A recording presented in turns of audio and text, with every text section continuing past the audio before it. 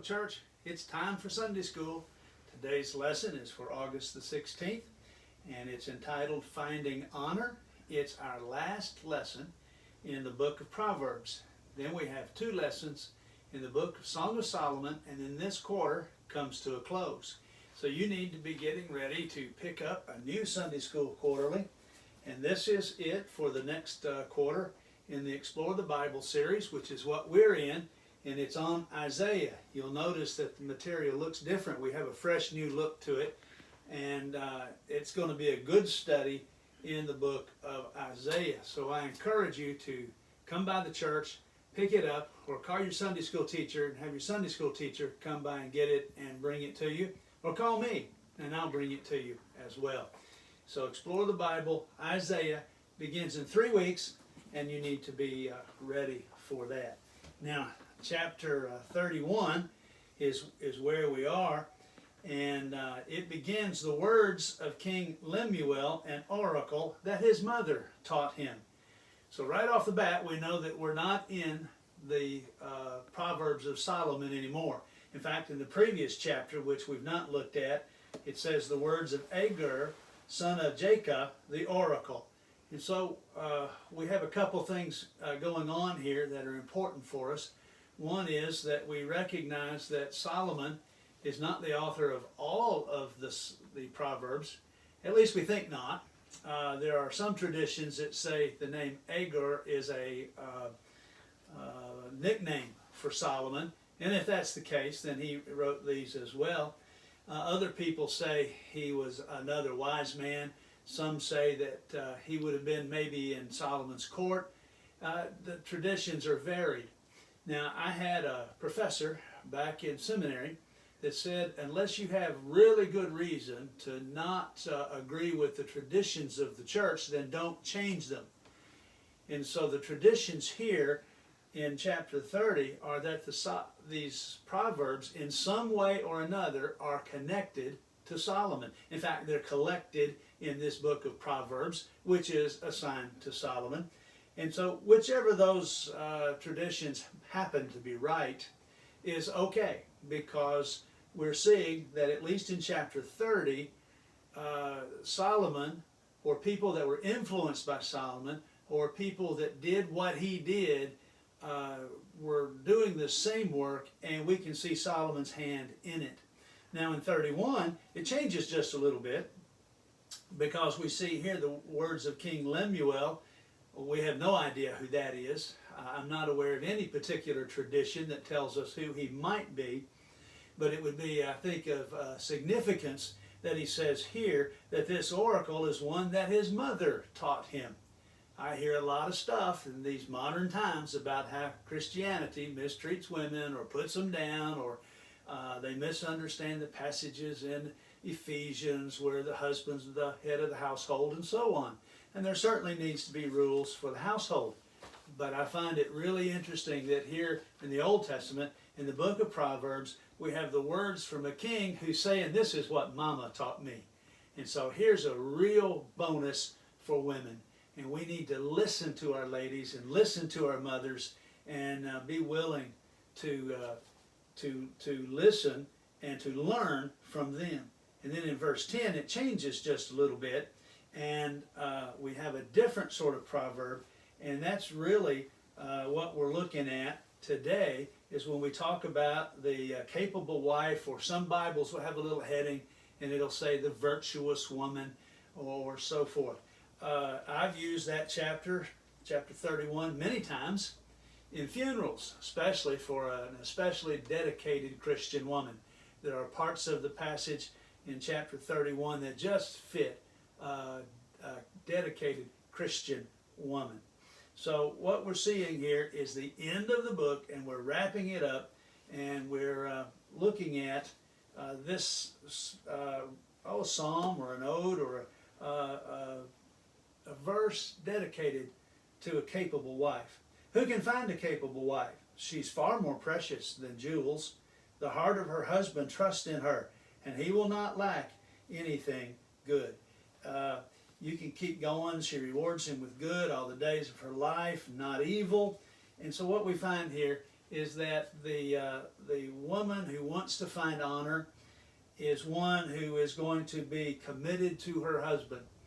Now, we recognize that sometimes women don't marry, and sometimes even in the Old Testament time women didn't marry, but it was rare.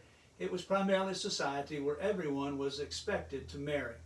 And so the background there is that reality. And so we're asking, who can find a wife of noble character? What we find is that noble character is expressed in her commitment to her husband. It says in the lesson that to find that wife was a rarity, and that probably is still true today. Far more precious than jewels. And so what we need to understand is that a good marriage relationship with a good wife, with a wife supporting her husband, is far better than any other kind of wealth a person might accumulate. Sometimes we look at success in life and success in marriages, and we look at the outside picture that we paint. How many cars are in the garage? How many spaces do we have in the garage? Where do we live? How do we live? How do we dress? And yet the wisdom of God in Proverbs is that the most precious thing is that relationship that people have in marriage. And so that's what we're seeing in the first part of the verse. Now, our Bible skill is inserted here. And it says, read Proverbs 31:10 and reflect on how those traits would be displayed in a Christian woman who lives in today's world. That's a good exercise to do. Grab a pencil and a piece of paper, read through this passage beginning there in verse 10, and just relate, put down on paper how today's Christian woman should live. And then it also encourages us to do this. Take the time to find a woman in your life who is exhibited in the most complete way the character traits described in the Bible. Now notice it says find a woman. And so it's not saying guys go find a wife like this person, but by finding a woman I think we can say that the lesson writer is trying to say to us, we can all find a friend, we can all find somebody who's a godly person who's committed to the Lord, whether it be a wife, a sister, a parent, a grandmother, or a close friend, somebody who can guide and mentor and be an example for us of a good Christian woman, one who is bringing honor to herself as God blesses her. Now he returns to the theme of marriage and says a good and godly marriage serves as a strong testimony to the power of God. The wisdom of God teaches that the most important person in the home ought to be Jesus Christ. And we should probably say that goes without saying, and yet we must say it because it's not always true. The second most important earthly relationship in the home is that of the husband and the wife, and that one does need to be stressed.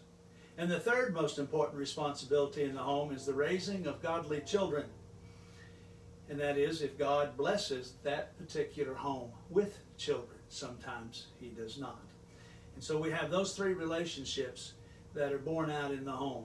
Jesus first, and then the relationship between married people, and then with their children. The second thing that we see in the passage comes from chapter 31, verses 13 through 16.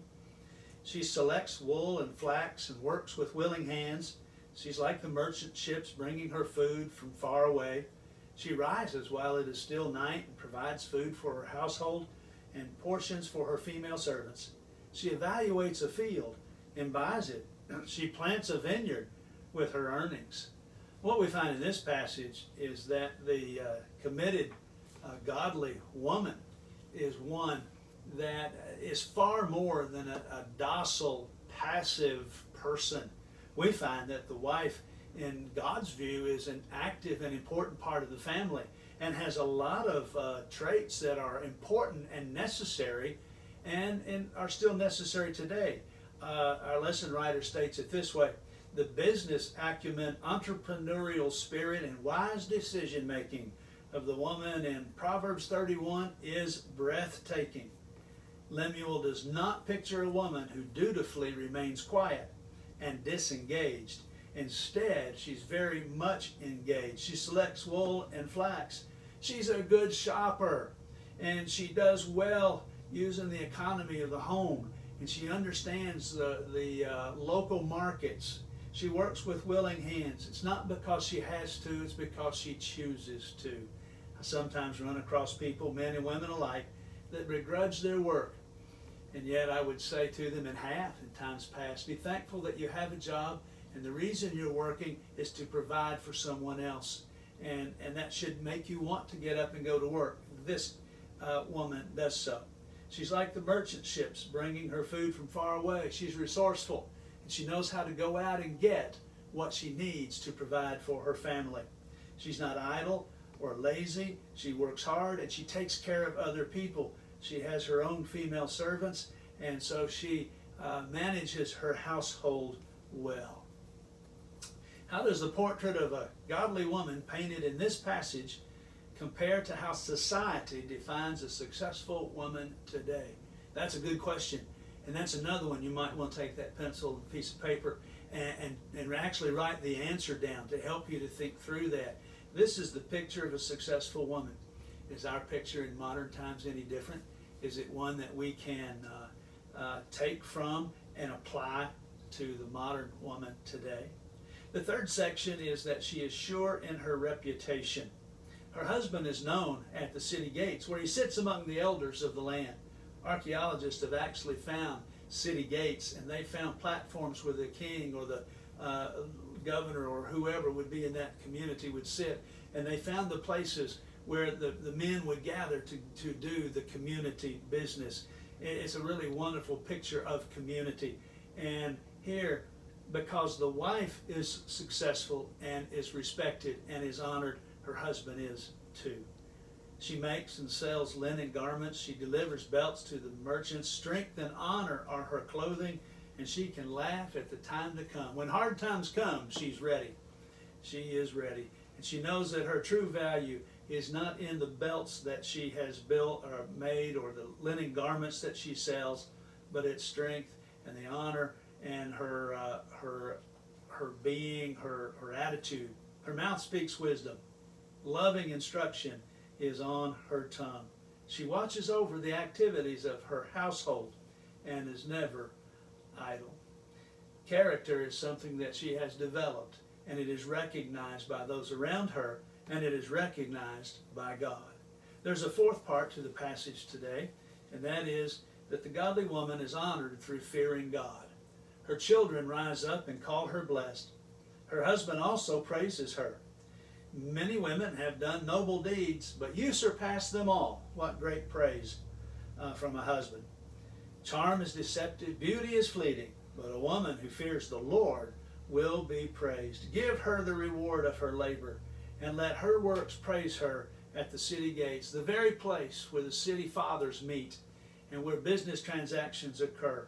That is where she will be honored, because she loves God, and there she will be recognized. And it is not wrong to desire to be recognized for the right things. And so we see this example in a woman who is honored way back in the Old Testament times. We have a key doctrine, and I'll close with this. The doctrine is the doctrine of man. And we are told that the sacredness of human personality is evident in that God created humans in his own image, and that Christ died for humans. Therefore, every person of every race possesses full dignity and is worthy of respect and Christian love. Well, that's a good doctrine to come out of this lesson, because sometimes we think that the Bible overlooks women, and it does not. And so it becomes a good model for us to treat all people fairly. And it is a good example that all people should love God, serve him, and let their beauty, their value, their worth come from their fear of God. And then honor will be theirs. I hope you're living and striving for honor that comes first from God, from God, and then it will follow from others as well. God bless you. I hope you've enjoyed Proverbs.